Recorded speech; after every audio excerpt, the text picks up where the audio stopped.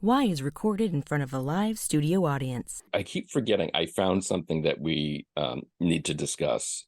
Oh, good. It's a movie that I don't know if we just talk about it now quickly. It's up to you. So I don't even remember how I found this, because I think it was because I was not perusing the website. I will have you know, but I think it's because I follow Stormy Daniels on Twitter to hear what's going on with her and her responses to people who want to try to shame her for what she has done. But she was promoting a new film. It is titled, it doesn't have a title. Oh. But the headline, Stormy uncovers secrets, murder, and wild sex on the ranch. Hot damn. And it seems like it's one of sort of like I don't know what you call these type of films, where you're playing yourself, but it's a scripted story. Yeah, I don't know what that's called. Because it says, after the death of her father, Stormy Daniels faces a hard decision. Obviously. Does she keep the troubled family ranch, or does she sell it to a developer? This is like, this could either be adult pornography film or a spin-off of Yellowstone. I was gonna say Lifetime movie. Or a Lifetime. There's three Either options. One. Yeah. Family secrets meet steamy sex in this modern day Western with an all-star cast. All-star. Again, this is like the CBS Sunday night movie with Bruce Boxleitner. Absolutely. Oh, we need to talk to him. That would be amazing. But then it gets difficult to figure out what they're discussing, because when people are playing themselves in the film, are these really the people that? So when they say Stormy's daughter Lainey Gray hooks up with ranch hand Will Pounder in the stables as they both show off their riding skills. Will Pounder's such a good name. What's their connection? So and then Stormy has a thing with I believe a character I don't know named Barrett Blade. Ooh, yeah, we'll have to that's look like at out of a Fabio novel. Yeah, we'll have to check out his IMDb. So they say highly recommended for couples. I don't want to say duh, but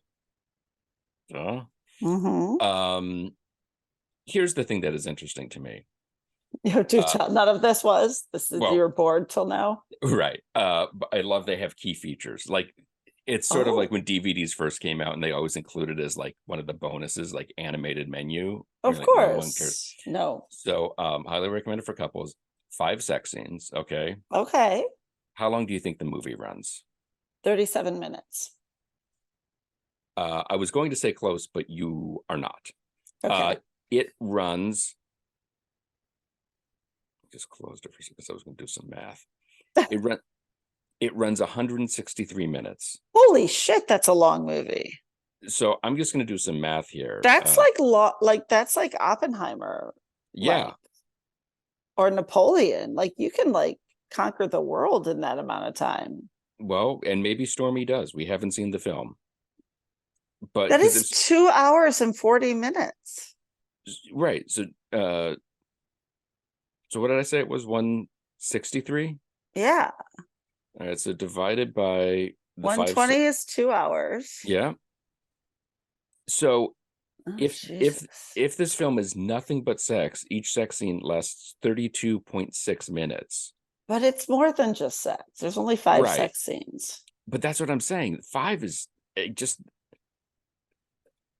there's going to be a lot of dialogue is what I'm feeling like. Right. And it's not going to be good dialogue. And why I don't want to know Stormy to death. Why isn't this a multi-episode arc on Cinemax? This is a Netflix, yes. This is like After Dark. Right. And then there's 37 minutes of DVD extras, including a bonus sex scene and more. So if you finish, I don't know, if you finish the 163-minute movie, this is like Bollywood, but different. I feel we have to watch this. I feel we have to see if we can finish it. So here's the best part. Again, this is all great. Key features, and it's bullet pointed here. More? Well, it covers some of the same things. Key features of this film and why you should order it. And I don't have a price, unfortunately. I believe it was on sale. But anyway, Key feature number 1, modern day adult Western. Okay, sure. Like you said, for the Yellowstone fan and all of us. Yes. Number 2, engaging plot filled with unexpected twists and turns. Twists and turns like what? Like, I don't know. I'm assuming 2 people have sex and they film it. I don't know what kind of twists and turns. Is it on a hay bale? Like, what is happening? There is, we talked about the hay bale where they're showing off their writing skills in the stable. Oh, I thought that was in a stall. Well, there'd be hay in the stall, but it wouldn't be in a bale. They don't say stall, they don't say bale. We're putting a lot on this film. Yeah. And then Stormy and Barrett involves a tailgate. So wait, there's a tailgate sex scene? Now that I have not seen before. Stormy hikes up her sundress and bends over tailgate for Barrett Blade! ! Oh, it's like a literal tailgate of a truck. Yeah. I was thinking she was bent over a keg before the hook. big game. Yeah, I don't know, but no, I was thinking like people were in their, cheering on the Friday Night Lights. Right. Oh, like a truck tailgate.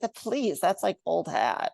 I wonder, do you think they could get Landry from Friday Night Lights to show up in this? Jesse Plemons just walks by in the background. Amazing. They could probably get oh my god, I just blanked on his name. Kyle Chandler, as long as they kill him off in the first 5 minutes. Wow.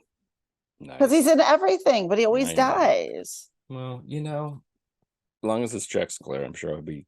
I think it's a wonderful way to be. Like, that would be a fantastic career. Yeah, so I need to find out the name of this film because I don't have that information. And I also, we got to figure out what an engaging plot with unexpected twists and turns. We have to watch it. This is our professional duty to watch this film.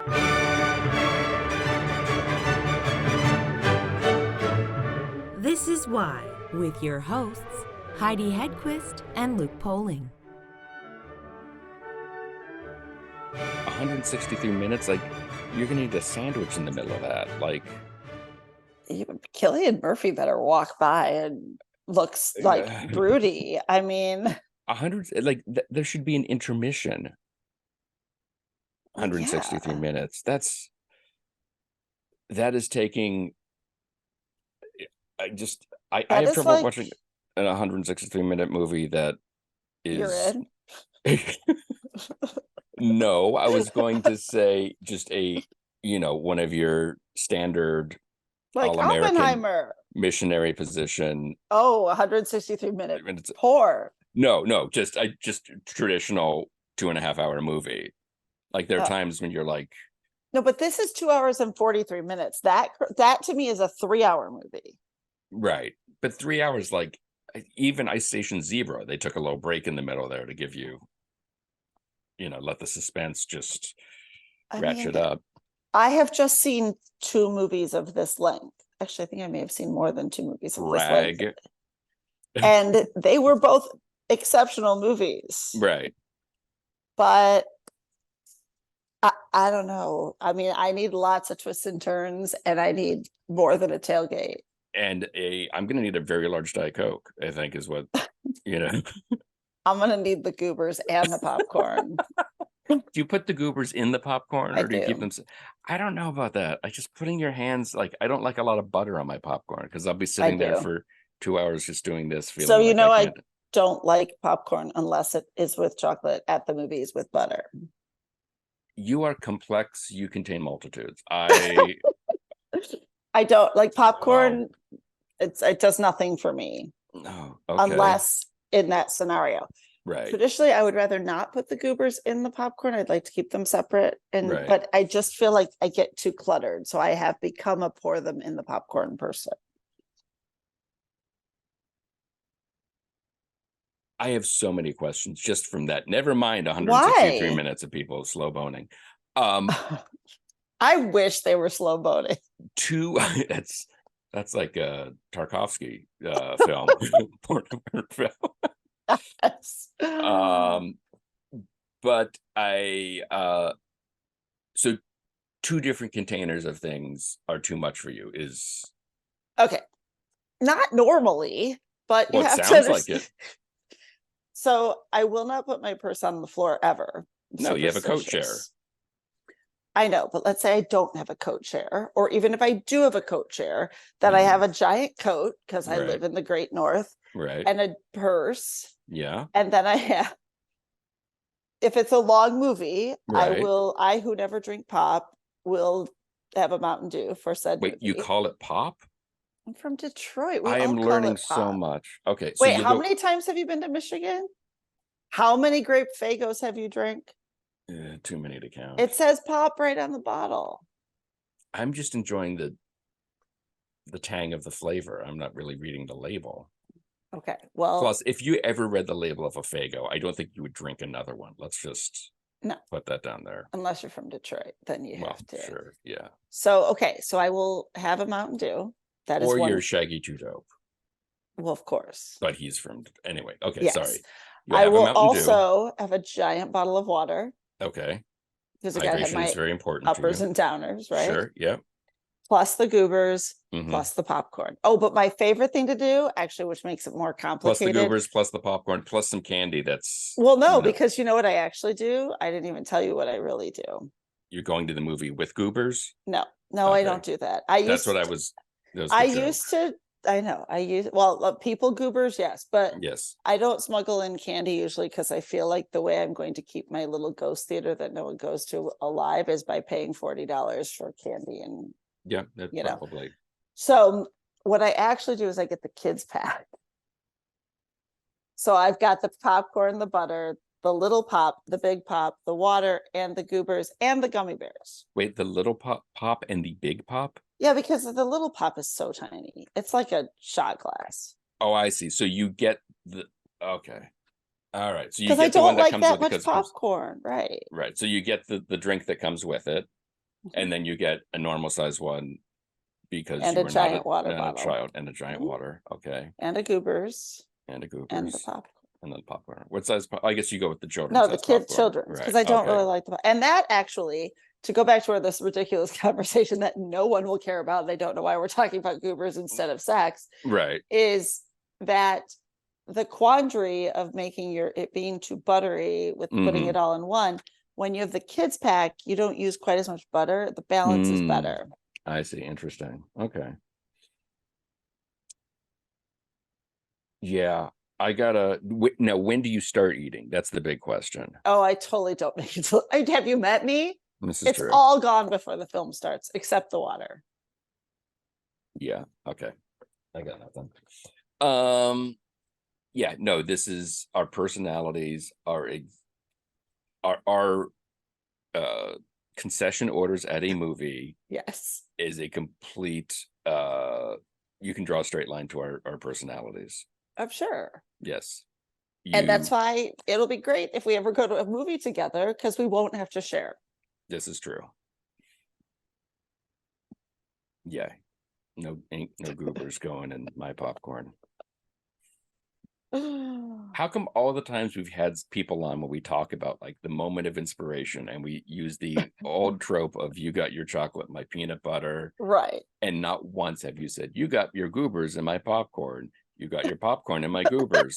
How has this never come up before? I don't know. Well, now we have our own trope that we can put into the lexicon of yes. Yeah. And maybe that's the name of our cigarette boat. Goobers and popcorn.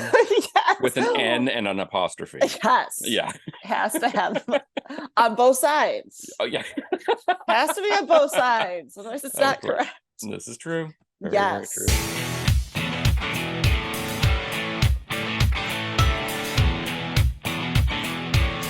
How does one get into this world of productions?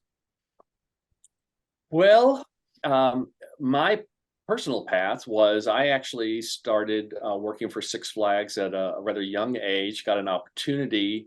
I was in St. Louis, grew up in the St. Louis area, and there was a Six Flags St. Louis, and I was originally hired, I think, to work in food and beverage, and I thought, well, I'm not going to last in food and beverage, so I found out No about one it. lasts in food and beverage. No, I know, Yeah. I know, and but I was doing probably such a poor job that they were willing for me to switch departments, and so I actually started working in one of the theaters at the Six Flags Park in the crew, and I was also studying music a lot, and accompanied a lot of people auditioning, which eventually led to me being a part of the orchestra in the larger facility, the Palace Theater, and then also a saloon show pianist, which was like the main accompaniment for a smaller saloon show.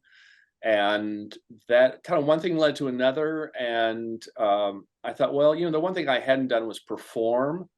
And so I moved to the Six Flags at Atlanta Park and performed a summer. And then that meant enough to the existing producers at the time to offer me a music director job here at Six Flags Over Texas, as I was just finishing up college. So, you just have to kind of see where the opportunities arise initially. You never know where that first break's going to come, but I had been studying music and been around various theatrical productions growing up, and tried to capitalize on that. When you said you started in performance, or you wanted to get into performance, what was that doing? Was that stunt show or music? No, that was actually singing and dancing. Okay, and my second guess. Yeah. Yeah. Well, thank you. I just wanted to experience every aspect of production, just to make an impression on the producer, to say I was, I wanted to try that aspect. I had worked the crew aspect. I had been in the orchestra. I had also been a part of some of the audition process as an audition pianist. And so I was just trying to learn every aspect of that. And then that opened the door for me to actually start writing the shows right out of college. Go ahead. I keep interrupting both of you. That's I usually only interrupt Luke. I know. No, keep going. No, all I was going to say is I love this trajectory, because as a theater kid growing up in Michigan, everybody would go and work in Sandusky at Cedar Point, because we don't have a Six Flags. We have Cedar Point. And all of my theater friends were like, it's great. I could get discovered. I'm going to do all these things. I could launch a career here. It's going to help my career. And their parents were always like, no, you just want to ride the rides for free and get drunk with your friends and not just. So I love this like real life story of you truly could go and launch this amazing career starting off working at Six Flags. Yeah, most definitely. And, even today, so many of the kids that, the one thing that performers get an opportunity, and they also, and as a musician in the cast too, but you get to do one show all summer, and you really get that stage time of just walking out on stage 5 times a day, 5 days a week, and get comfortable. It's so hard to get that kind of particular experience. And learning to keep that energy to do the same show day in, day out, over and over. That's right. And so it does fill in a real important part of a person's education. But then, then they can move on. There are just all sorts of live entertainment jobs. I see so many kids that, kind of based around either New York City or Chicago, and just start going to every audition they can. And now so many of the auditions are videotaped, that you tape it at your home, and you're singing, you're maybe doing a dance combination, just whatever the opportunity is, and you can get jobs, land jobs that way. So there are a lot of opportunities, but you just got to keep plugging away. That's the, it's just not going to be necessarily handed to you. So. Well, and it makes me think of the Malcolm Gladwell 10,000 hours. If you're doing that 5 times a day, 5 days a week, that quickly adds up to where you have complete comfort of the stage and that's not part of the fear anymore. You can Yeah. handle that. And Luke, that's a key point. I always, when I'm talking to young people, is the 10,000 hours. And I just, I try to, talk about what that would amount to, but it's really the amount of training you need to obtain before you can really start getting some great shots at performing. But why not? It's something, if you love this, why not be involved?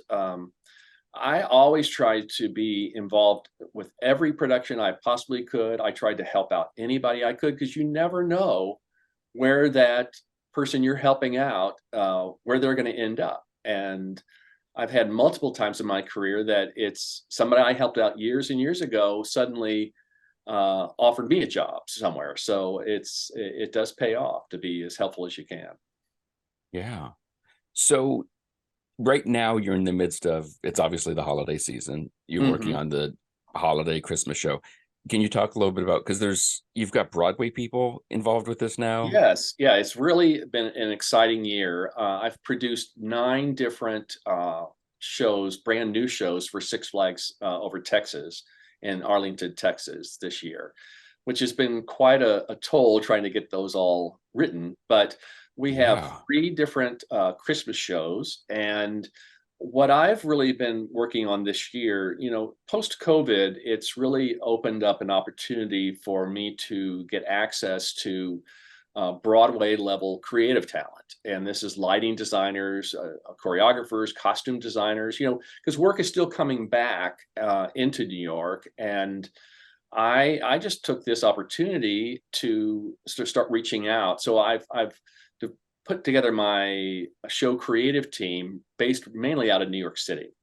And they have loved working on the various shows that we've done. I mean, to a New York person who's used to working on a 2.5-hour show, suddenly working on a 20-minute show seems, pretty easy. And it's been so exciting for me, because the level of creativity that I can then bring to the parks, and then hopefully the park guests and seeing the show, is really elevated. So that's been a real exciting component, and really an aspect that I'm going to continue doing. I've now got a team assembled, and it's led by a gentleman named Ken Billington, who is a Tony Award-winning lighting designer. He lit Chicago this past season. He lit New York, and he's also coming in and either assisting or fully lighting many of the shows I'm producing now at Six Flags Over Texas. So I feel a 20-minute show, although it seems like it would be easier, I feel like that's hard, because you have to tell a big old story in a short amount of time. And a Broadway audience, yes, it's diverse, but you kind of have an idea. Yeah. You have literally every kind of person, ages, interests, all of it. That's and you got 20 minutes. That's terrifying. Yeah. Well, that's why planning is always is key and and very important. And yeah, and that's been my challenge this year, is because I really wanted to include aspects of storytelling in a theme park show.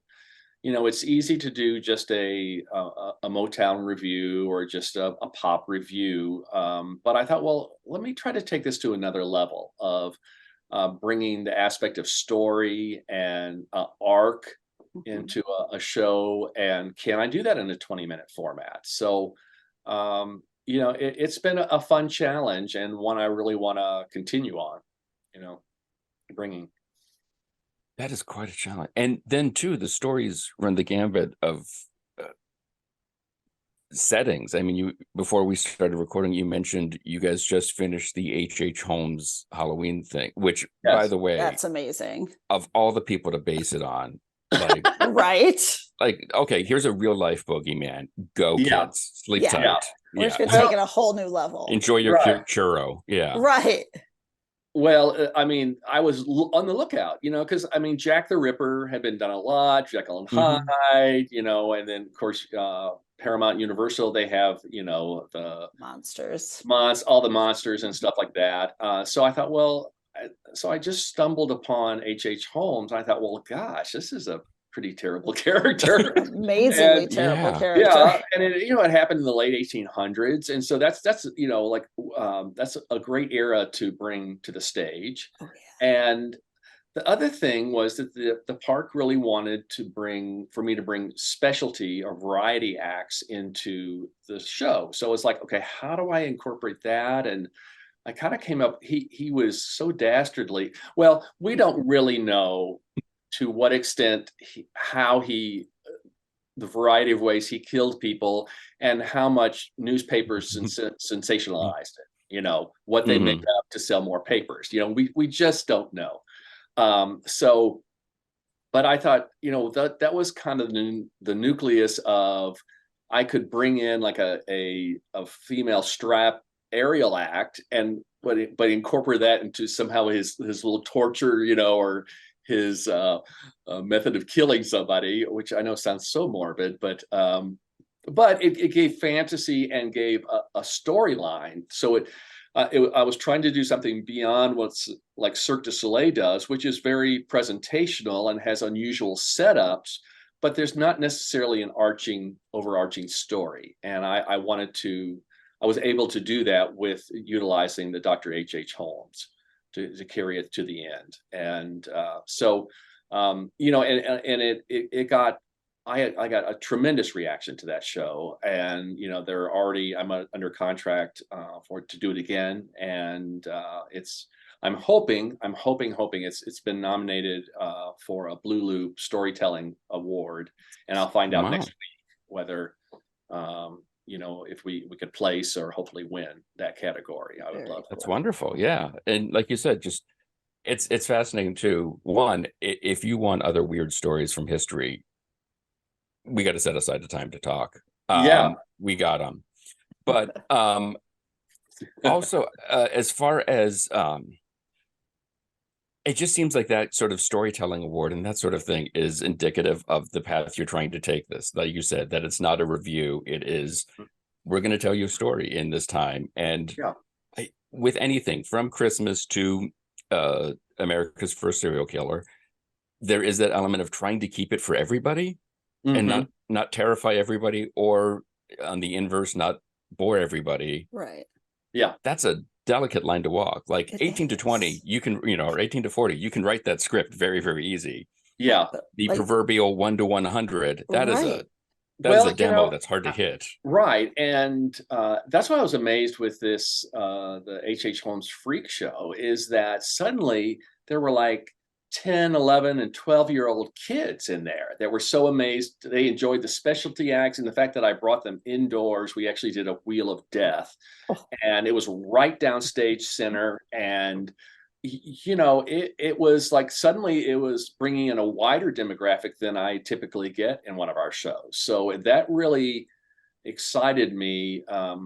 As a producer, what I tend to do if I watch our show is to park myself over on the side and just really focus on the audience. I really am trying to watch their reaction, what's keeping them engaged, when do they get restless, who is the demographic of the audience, because that's where I learn, and so I was amazed. So it's like, okay, I'm probably gonna do more shows with these specialty components. I put a lot of blame on America's Got Talent, the TV show that really people have gotten used to a little more of a variety type of show and a spectacle, and you never know what's going to come out next. And I think that's an exciting component if I can, keep coming up with ways to do it, but to bring that to the theme park world and tell stories with that. And to go back to your Broadway collaborators and to the point Heidi made, it's got to be great for them of, again, presenting that challenge or saying, we got 20 minutes, let's do something cool with the lighting. I don't know what the theater that you're working with is compared to a Broadway theater as far as your options for lights, what you've got going on there, how much of that just technically is a challenge of like, do your best with this. Well, this particular theater is called the Southern Palace Theater, and it's the Six Flags Over Texas Park is the original Six Flags park that was built in the 1960s, And this particular theater has had a lot of great big stars, kind of come through it, including Betty Buckley, the Broadway. She Yeah. grew up in Fort Worth and actually worked in this theater, and Wow. 2 or 3 different kids that have ended up on the Lawrence Welk show, and Kelly Clarkson came through this park and was in one of my shows years ago, and so there's quite a legacy in this theater. Yeah. And so it's about a 1,000-seat theater, but the stage is very Yes. comparable to a Broadway size stage. Okay. Uh, and but we're also, I mean, I'm lucky for this particular theater had a back LED wall, and we brought additional screens, and we're trying to keep it very high tech and visually exciting. So we worked with a lot of different components, but that can all change depending on what the theater is. And at my company, we're really hoping to, there's a new merger that's about to take place between Cedar Fair and Six Flags. And I'm very excited because all the Cedar Fair parks are very supportive of live entertainment. And I know that they will be supportive of more live entertainment in the Six Flags parks. So I think there could be some really positive things that happen with this merger, and also for the live show department. And I'm just trying to, get the word out about my company as much as I can, because I would love to be involved. Yeah. So you've worked with Six Flags, and I want to make sure we touch on this. You've worked with everybody's favorite American.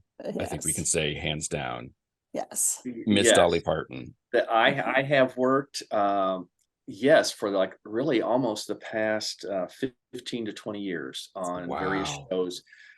Dolly has multiple empires, and she grew up in East Tennessee in the Sevierville area.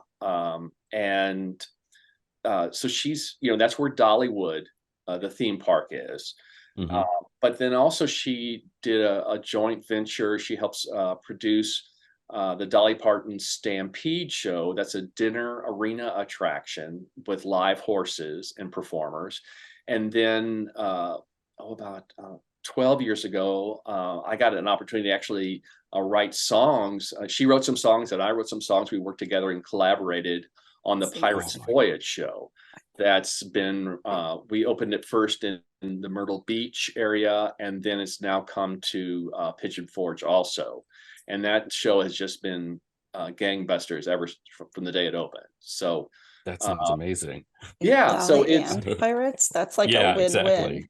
I know, and so she's written certain songs, and that I've worked with her in the studio on, and I mean she's just as warm and wonderful as you see her on any TV show or any appearance. That's truly her, and so I just like pinch myself anytime before I get to work with her, and I'm just honored. And that one interesting thing I will say about Dolly is she's very organized.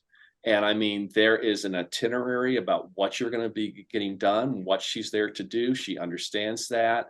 Her managers work ahead of time to make sure it runs smoothly. And she walks in, she's herself, she knows what to do, and boom, and then she's on to the next project. So but I have a lot of respect for her, not only creatively, but just as a businesswoman and outstanding individual. So that's just been one of the joys of my career to have worked with her, and hopefully continue. We'll see. Yeah. Well, Oh, I for feel sure. like That'd be terrible. That's not going to change now. Yeah. We've been doing it for years. That'd be awful. I know, but I mean, it's so interesting to watch her career, and suddenly where she's popping up next. So it's fascinating. I had some meetings with her manager, and it's like there's like a 5-year plan, and then she's doing this, and then this film here, and then it's just very exciting. But I loved to have worked with her creatively, and that the 2 shows that we've worked together, and they're Christmas versions of each, that are continue to run successfully and entertain people in these regional areas like Branson and Pigeon Forge and Myrtle Beach. That's amazing. And again, it goes back to your bringing in Broadway people, bringing in the best of their individual Yeah. skills and talents. You could not do better as when it comes to songwriting. Oh, no, not at all. And it's just, phenomenal. And so, that's what I would encourage, young people is I've always in my career wanted to creatively work with the best people I possibly could, be it the best musicians possible to play the music I arrange or compose, to the production people. It's one thing to, it's fun sometimes to hire your friends, but I look at anytime you get an opportunity or a new job, it's like it's a great way to network kind of almost up to the next level. Hmm. And it's amazing. You can you start reaching out and hey, there's no better way to get people to talk with you than to say, hey, I have a job for you, but Yeah. let's discuss with you.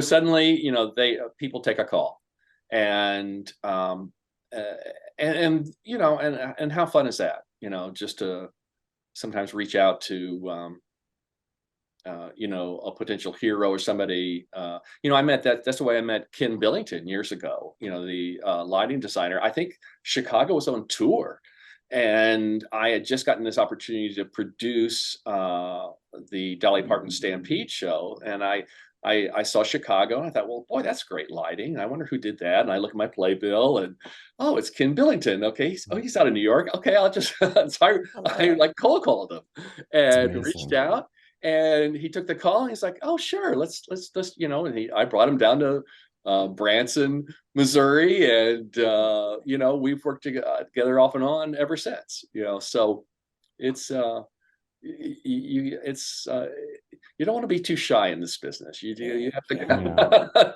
give it a shot. People always can say no, but you just don't know. And for all of these, you have, how much leeway do you have in the story? If it's the stuff for Dollywood or for her other interests, or do you have to make sure like that you touch on Christmas, or that Jolene doesn't take the man just because she can? Well, it just, there are many parameters you have to stay sensitive to. You have to look at, who the audience is and what, or it could be, an artist like Dolly, she might, she has this new song. I remember years right after 9/11, and she had written this Color Me America song. Mm-hmm. And so it was like, the producers kind of came to me and said, hey, is there a way we could work this number into the finale of our Stampede show? So it's like, it wouldn't have necessarily been the first song I thought of, but then, because it's Dolly's song, well, sure, that makes total sense. And how do we, and she was like so gracious and allowed me to, because I had horses running, that I had to kind of do a little galloping beat underneath it, just to kind of pull it all together. And you make that work. There's also aspects of what part of the country the show is running in. If that's a more conservative, what seems appropriate, we certainly deal with that in the Dallas, Texas area. Sure. Of what seems appropriate or not appropriate. There. All the way to the senior, executive producer's wife doesn't like that song, and so well, we won't use this. You just right. Never know. But you just hopefully, like I say to anybody, I'm never take offense of you not liking my idea, because I'll just come back with another one.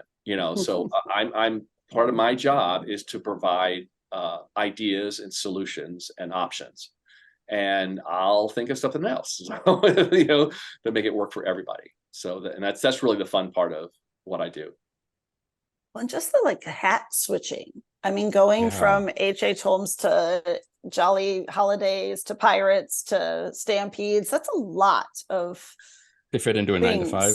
Yes. It's interesting. A lot of people will, because it is true that most of the productions I do, I also do the music for the production. That's where I started. It was in the music production, and now I've expanded more into overall live show production.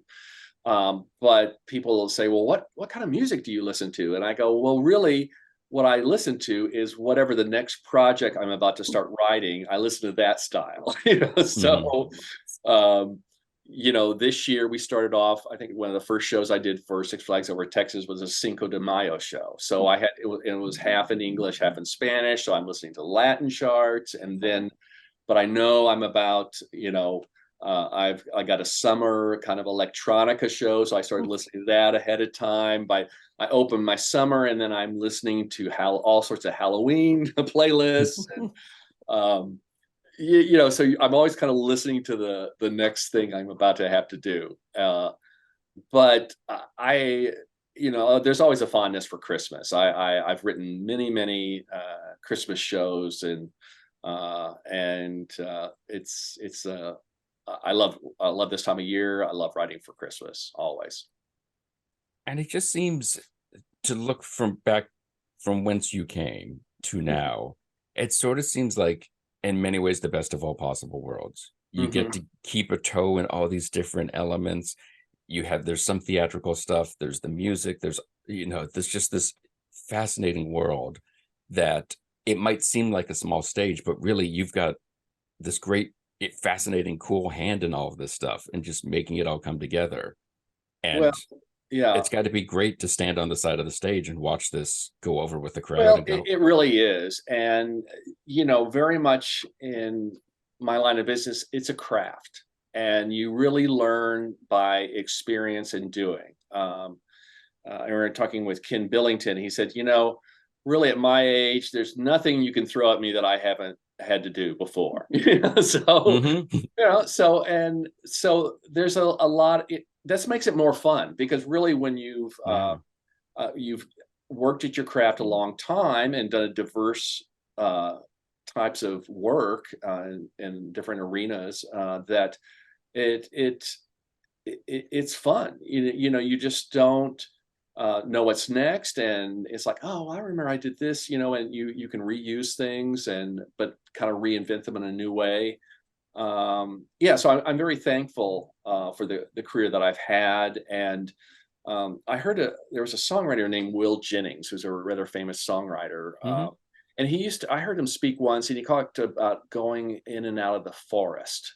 He would explain, he goes, you never, you do something like in this genre, this style, and you have success, and then you run back in the forest, and then you will poke out somewhere else. You just never know where you're gonna so it was like, kind of, don't be afraid to reinvent yourself. And with entertainment, you don't know where the next opportunity is going to come. It might be something you didn't anticipate, at all. So you just have to stay flexible and try to be a quick study as much as possible. And I am one of those people. It's like, I'll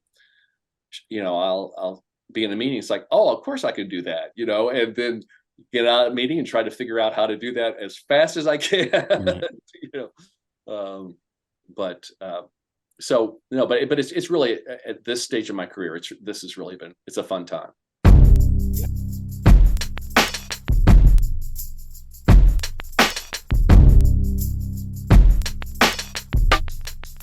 Why the Podcast is produced by the Professional Production Company. Please be sure to rate and review us on Apple Podcasts, because we're shallow and need constant validation. For more information, you can check out our website, whythepodcast.com. And like everyone else, we're on Facebook, Twitter, and Instagram. Today's show was recorded and produced by Heidi Hedquist and myself from our world headquarters, located on the second floor of the professional office building, centrally located downtown. Our reluctant executive producers are John Sauvé and Sandy Stone. Our willing producers are Rachel Allen and Randy Jeanette. Our intern is Zach Jackson. This one's for Philippe. Thanks for joining us. Flash, we're coming home.